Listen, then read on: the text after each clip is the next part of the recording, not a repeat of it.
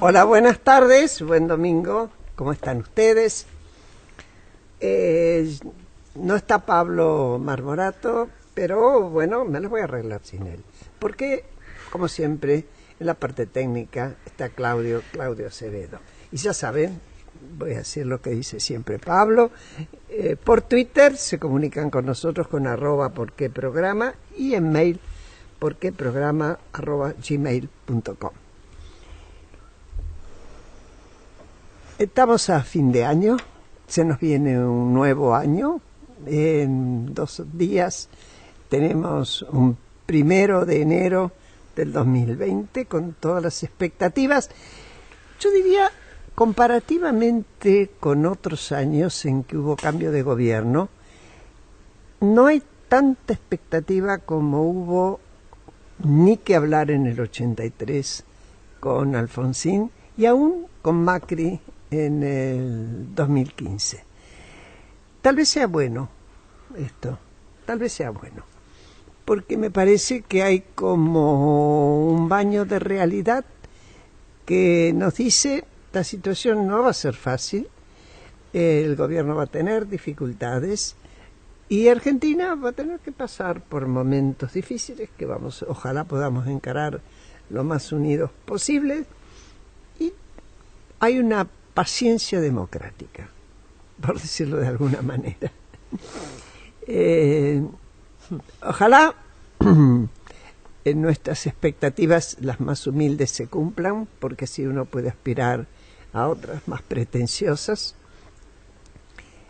Y veremos qué nos depara este 2020. Yo les deseo a todos que por lo menos esas sencillitas, las lógicas, las que tienen que ver con el día a día y los afectos sobre todo, para todos ustedes, sean contempladas y sean satisfechas. El tema de hoy es un tema que nos incumbe a todos, aun aquellos que creen que no, que es el tema de educación. Uno puede decir, bueno, yo ya todo eso, ya cerré todos mis ciclos, tengo nietos ya recibidos, hijos que hace rato hicieron sus caminos y todo demás. ¿Qué tengo que ver yo con la educación? Muchos, señor, señora, señorita, que nos están escuchando. Todos tenemos mucho que ver todo el tiempo con la educación. Y para eso invité a 2 personas que me ayuden, jóvenes. Claudia Romero es doctora en educación, se recibió en la Universidad Complutense de Madrid y directora actualmente del área de educación de la Universidad Torquato Di Tella. Iván Marovich es magíster en estudios políticos de la educación por la University College of London y profesor hoy de la Universidad de San Andrés. También coordina el tema educación en CIPEC. Gracias por venir. Muchas gracias. Gracias a vos, Graciela. Yo siempre tuve que ver con la educación por profesión, pero además por convicción. Y me gustaría que charláramos cómo ven hoy la educación en la Argentina e imagináramos todo lo que ustedes trabajan cotidianamente. No, eso no es imaginar, sino que nos contaran para que cada vez la educación esté más a la altura de las exigencias actuales. ¿Quién quiere empezar? Bueno, pues Sí, dale, bueno, la Claudia. verdad, creo que compartimos la visión de que la educación, yo diría, no está a la altura de las circunstancias. ¿Cuáles son las circunstancias? Bueno, los sueños, incluso mencionabas el sueño democrático del 83, la educación produce democracia, digamos, produce ciudadanía. Y la verdad es que tenemos ahí una asignatura, yo tomaría estos últimos 40 años, una asignatura pendiente, ¿no? La verdad es que quienes estamos en educación estamos preocupados. Y te diría que también preocupados porque no vemos en general que la clase dirigente esté preocupada por la educación. Eso nos preocupa más. Claro, ¿no? Es como no ver que está siendo una prioridad. Sí en los discursos, ¿no? No sé si lo ves así. En los discursos sí, pero en la práctica uno ve que las decisiones en relación a la educación son siempre decisiones para el final. Sí, y agregaría también un poco lo que mencionaba Graciela al principio, de esta mirada de que, bueno, no hay un compromiso desde el punto de vista en el entender que la educación es un problema de todos, más allá de que uno ya haya atravesado el sistema educativo y que sus hijos o los más allegados. Sí, digo, me parece que ahí coincido con Claudia en que falta todavía esa noción y comprender como sociedad que cuando todos están más y mejor educados, ganamos todos en algún sentido. La vez pasada me hizo acordar Claudia con su comienzo. Yo estaba en un acto donde hablaba Santiago Kovaldov a raíz de una mención que se otorgaba y que se llama Juan Bautista Alberdi. Y él obviamente hablaba sobre el premiado, pero dice, bueno, ¿quién era Juan Bautista Alberdi? Uno podía decir un pensador del siglo XIX, un patriota del siglo XIX, un pensador de la Constitución del siglo XIX. Dice, no, es un señor que nos está esperando todavía, dice. Muy bueno, claro.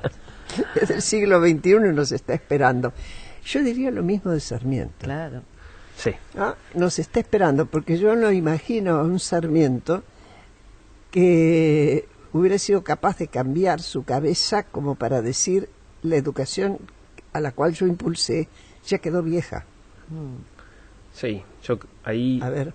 No, ahí a veces cuando tenemos posibilidades de justamente de conversar sobre educación en distintos espacios, nosotros decimos que estamos en esa situación donde tenemos que resolver problemas que son propios del siglo XIX, como decís vos, y al mismo tiempo que pensamos en temas del siglo XXI, es decir, la alfabetización, la universalización de la alfabetización o la lectoescritura, la enseñanza de la matemática son problemas propios de fin del siglo XIX, principios del siglo XX. Que deberían haber estado resueltos. De Alberdi y de Sarmiento, como decías vos, al mismo tiempo que pensamos cómo incluimos las nuevas tecnologías, cuestiones digitales, formación por proyectos, pensamiento colaborativo o trabajo colaborativo. Entonces, no es que uno es más importante que el otro o que uno viene antes que el otro, es que estamos en un momento donde tenemos que lograr realizar o llevar adelante una política educativa que pueda resolver las dos cosas lo antes posible, digamos.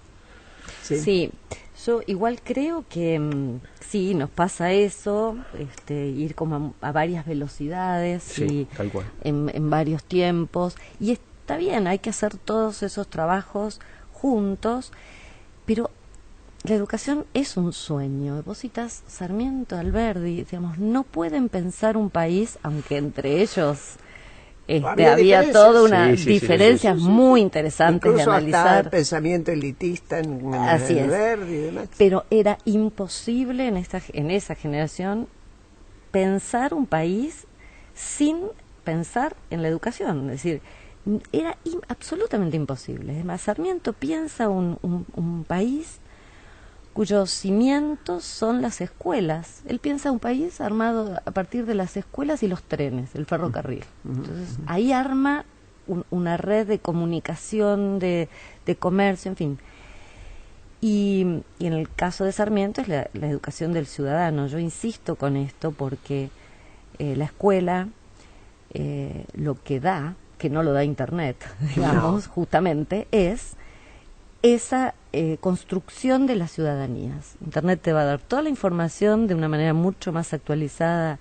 Y a veces caótica también. Y caótica, ¿no? Y demás. Ahora, la producción de ciudadanía, el compromiso con ciertos valores, la práctica de ciertos valores, la lectura profunda. Por ejemplo, un ciudadano es alguien que puede leer el diario y entenderlo. Y si nosotros tomamos un diario cualquiera, el diario de hoy, la complejidad de la información, yo muchas veces lo pienso, que en relación a la economía, por ejemplo, o incluso a la política, si uno lee hoy las noticias sobre la ley o, digamos, X, uno se pregunta, para entender este diario, por lo menos hay que haber terminado el secundario y un buen secundario. Sí, Así es. así ¿no? es. Ahora, fíjate una cosa, ¿no? Sarmiento, cuando para sacárselo de encima lo manda el gobierno de Chile, siempre a Estorbón, a estudiar sistemas de educación, lo primero que enfila es a Francia. ¿Qué es lo que hace que él decida, Francia no sirve para esto? Porque ve una sociedad muy, muy dividida, con mucha pobreza y mucha tosquedad.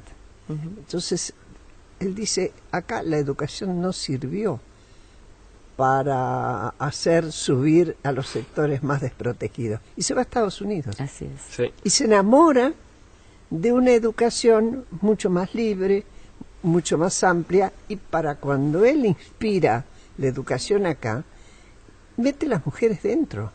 Así es. No es Sí. una educación pública y piensan solamente en los hombres constructores de este país que vos contabas, Claudia, sino, no dice para chicos y chicas, es más, no lo dice, No lo dice. No, porque y era la- implícita. Totalmente. Sí, y te agrego ahí, y laica, que también para Y la laica. época es Muy es avanzada, disruptivo. Sí. obligatoria y laica. Es decir, una mirada muy moderna para lo que era la época Totalmente. Sí. y que nos sirvió de mucho a la Argentina, porque todavía estamos, ya nos gastamos Viviendo todo el de esas capital. rentas. Todavía Stocks ya acumulados, nos estamos como dicen. gastando todo el capital. Totalmente, sí, no, y además nos queda este resabio como nostálgico de decir, bueno, pero si fue un país soñado en ese sentido, y si vos ves los edificios, las escuelas palacio, el concepto de escuela palacio es justamente el concepto de que allí estudia el soberano, por eso es un palacio, ¿no? Ahora, el soberano no era el rey, Era el pueblo, era el pueblo. claro. Ahí digo para romper un poco Sí. con esa idea, también me parece que es importante recordar o agregar el argumento a esta memoria de Sarmiento, que, para decirlo digamos muy resumidamente, él soñaba con ese sistema educativo como una primaria, sí, universal, para educar al soberano, para formar ciudadanos, pero una educación secundaria, sí, más dirigida justamente... Más elitista. Más dirigida a las clases dirigentes. Era una pirámide. Digo, recién, para la década de 1950, solamente el 10% de las personas que terminaban la escuela primaria después terminaban finalizando la escuela secundaria, y al día de hoy es 50, 65 en otros formatos. Entonces todavía, volviendo a esto de los problemas del siglo XIX combinados con el siglo XXI, todavía tenemos deudas pendientes de ese primer Pero apenas sueño. empezaste a comentar esto, yo me acordé de dos personas. Sí. Una tiene 2 años más que yo, tiene 90, amiga mía de la infancia, una muchacha en aquella época, y otra persona que es Eve de Bonafini, que también tiene 1 o 2 años más que yo, o andamos ahí. Uh-huh. En el caso de mi amiga, sus padres, inmigrantes, ella tenía un hermano varón, habían decidido que el hermano iba a hacer la secundaria completa. Ah, claro, Y ella corticonfección. claro, claro, ¿No? claro. Claro. Bueno, mi padre era médico de barrio, ellos vivían enfrente, y yo le pedí a papá que hablara con la Muy mamá, bien. porque esa chica muy inteligente, muy trabajadora, muy estudiosa, muy lectora, nos devorábamos los libros juntas, quería estudiar. Habló con los padres y estudió. Ay, qué bien. Después hizo la facultad incluso. Qué bueno. Qué bien, De qué grande. bueno, qué bueno. El otro caso, el de Eve, yo siempre recuerdo el primer testimonio de Eve, el dolor que tenía, porque habló de ella, de que su hermano hubiera sido médico y a ella no le permitieran hacer ni el secundario. Es decir, y estoy hablando de hace Sí, sí. 60 años. Claro, Sí, sí, claro. Hace claro. 60 Sí. años. Es así. ¿eh? Sí. Es así. Todavía estaba esa discriminación familiar. Sí. Absolutamente. Y hoy tenemos la matrícula universitaria y la secundaria, digo, las mujeres su mayoría, Sí. y los resultados que están obteniendo son mejores. Bueno, eso llevaría a analizar algunas cuestiones que todavía Tenemos tiempo. no se resuelven. No, pero digo, bueno, el tema género y todo lo que se ha avanzado en ese sentido Sí. es muy importante. Todo lo que se avanzó en el acceso a la escuela secundaria es muy importante. Vamos a rescatar las cosas que pudimos Sí. ir construyendo. La universalización de la primaria. En Argentina prácticamente todos terminan la primaria Sí. y está muy bien. Lo cual no necesariamente nos dice que todos sean alfabetos. No, es cierto, y ahí uno puede entrar y meterse a pensar entonces los temas de calidad y cómo se resuelven. Yo diría que nos quedan 3 asignaturas pendientes para cumplir este sueño de la educación obligatoria y para todos, que es universalizar el nivel inicial, que está en la ley, que es obligatorio, de sala de 4 y 5 años, porque está probado que un chico que comienza antes, digamos, y garantizar, tiene un mejor pronóstico. El estímulo temprano Es fundamental, la alfabetización empieza Sí, y aparte, muy tempranamente. Y aparte equipara digamos, los puntos de partida, digo, Claro. ante una sociedad tan desigual o con tanta inequidad, cuanto antes atienda, yo diría, la primera infancia, y ya no solo el nivel inicial, sino un abordaje más integral de la primera infancia, de todo lo que es crianza, enseñanza y cuidado, uno logra desde más temprano proveer oportunidades al menos similares entre todos. ¿Sí? Totalmente, por eso digo, bueno, sí, yo me refería a lo que Sí. establece la ley de educación como educación obligatoria, y yo a veces escucho a los políticos, pensaba en el debate que tuvimos presidencial, que está muy bien que haya un debate, y fue la primera vez un debate obligatorio y lo celebro, pero cuando el capítulo de educación y uno escuchaba a los candidatos, que Una era pobreza una babel, mexicana. primero una pobreza y después una babel de propuestas, mientras uno decía voy a arancelar la universidad, el otro decía, y uno con solamente, digamos, con una sensatez y modestia, uno podría haber dicho, bueno, vamos a ver si cumplimos la ley, empecemos por ahí. Tal cual. Y la ley dice, la educación es obligatoria desde el nivel inicial hasta la secundaria. Bueno, tenemos asignaturas pendientes en todo ese trayecto, varias. Yo digo, pues, puede sonar muy modesto, pero No. arrancaría por ahí. Bueno, ¿cómo armamos un plan en los próximos 10 años para cumplir la ley? Universalizar el nivel inicial, extender la jornada primaria, porque lo que nosotros estamos haciendo en la escuela primaria no es suficiente, los chicos necesitan más horas de clase. Argentina tiene muy pocas horas de clase en relación a lo que se recomienda en la región y lo que las clases que tienen en general los países que logran buenos resultados, y finalmente lograr que todos terminen la secundaria.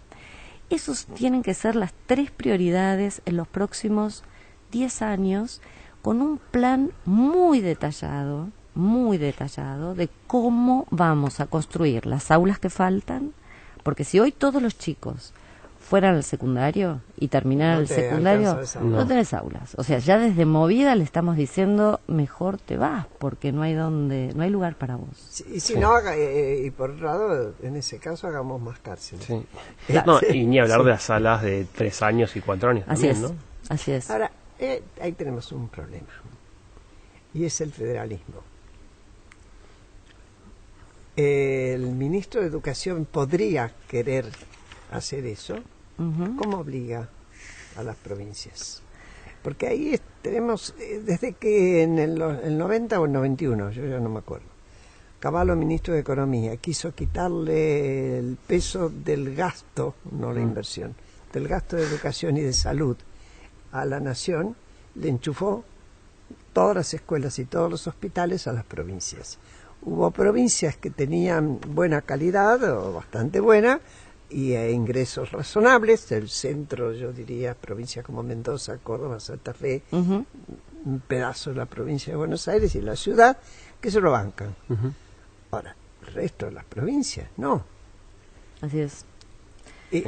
Ahí tenemos un problema, Sí. Claudia. Para Ahí tu tenemos deseo, sí, tenemos No, este sí, problema, coincido. es así. Sí. En realidad, Graciela, la Constitución dice que la educación está en manos de las provincias. O sea, en un país federal, esto es así.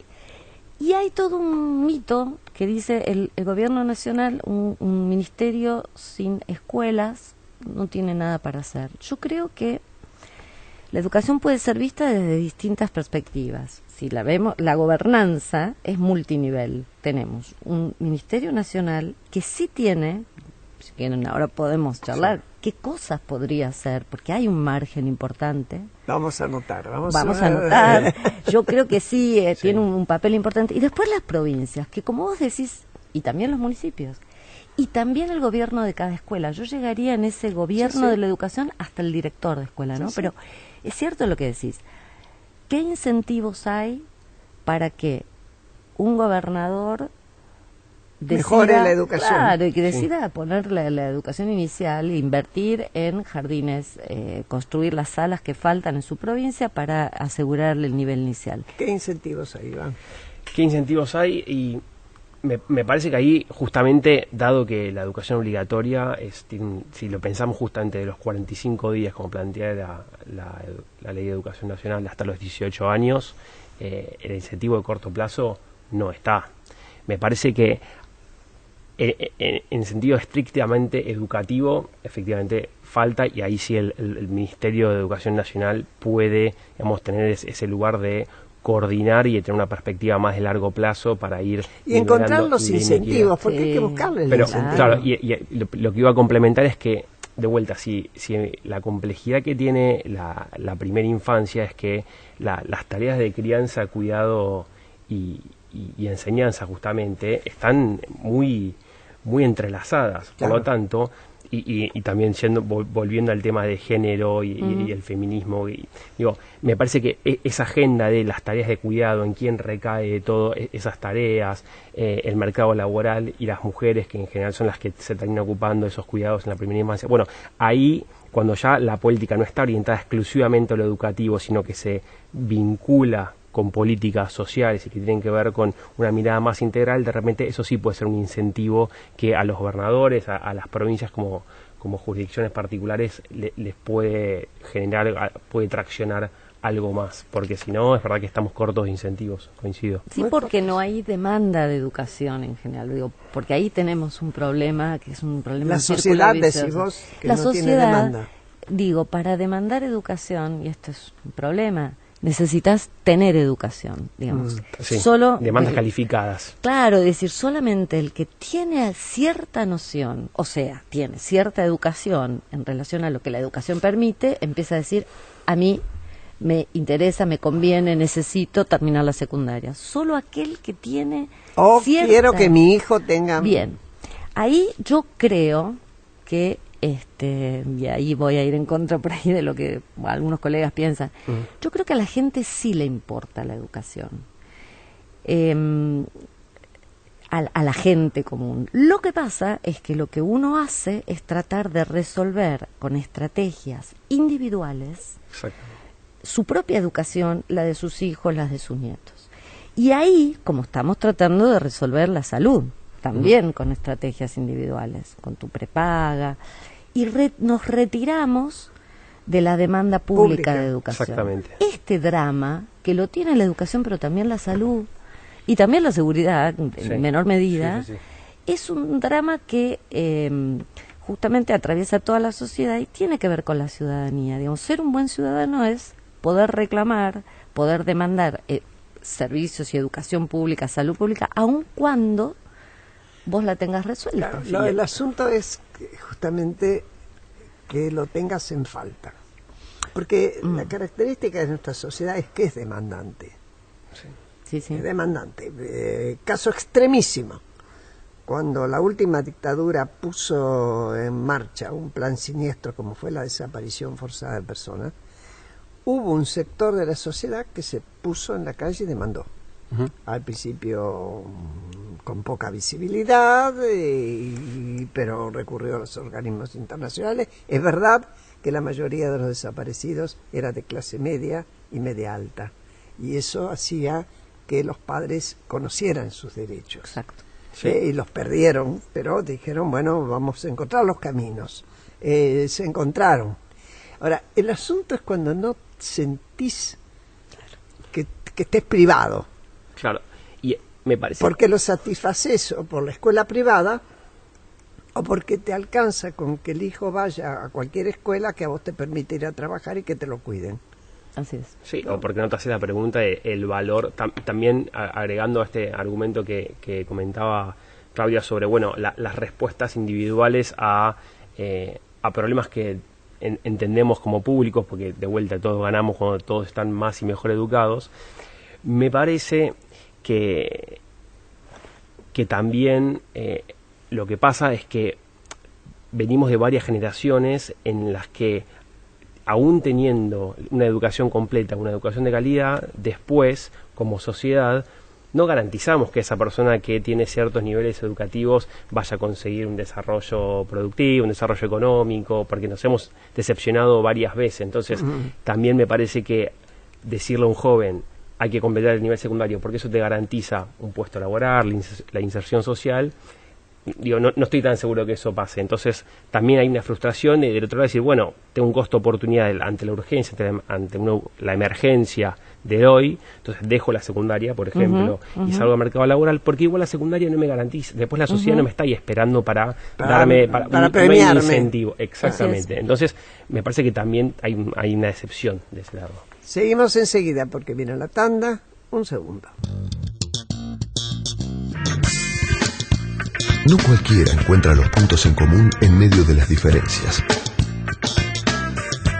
Graciela Fernández Meijide te presenta una charla cercana en el aire de la 1110.